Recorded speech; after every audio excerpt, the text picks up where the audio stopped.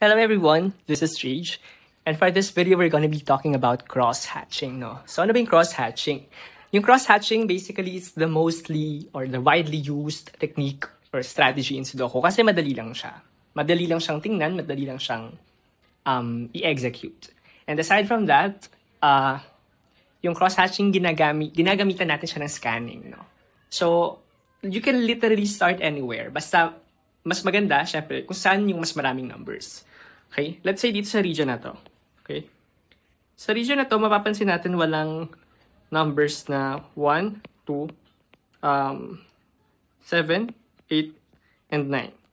Okay? Mag-focus tayo sa number 8. Okay? Dito again sa region na to, titingin tayo ng 8 sa nearby na cells niya. Kung saan merong 8 or wala. Okay?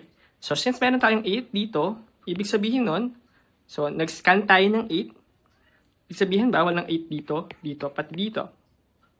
Saan pa merong 8? Merong 8 dito. So, ibig sabihin, bawal ng 8 dito. Meaning, yung 8 na lang natin is dito.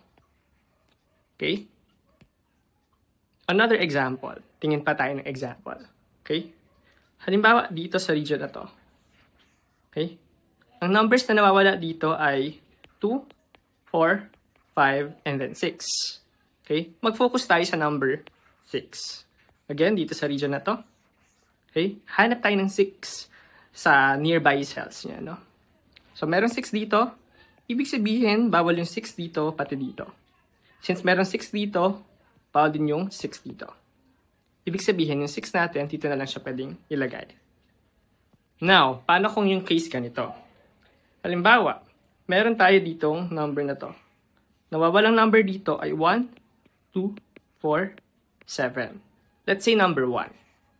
Okay? Yung 1, bawal dito at dito. Ibig sabihin may dalawang numbers na pwede pang paglagyan. Kung titingin tayo sa other cells, sa nearby cells, walang 1. Ngayon, saan natin ilalagay?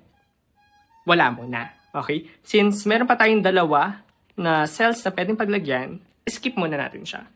Okay? It's better to skip this kesa naman manghula tayo kung saan mali naman pala. Okay? So that's all. That's cross-hatching, by the way.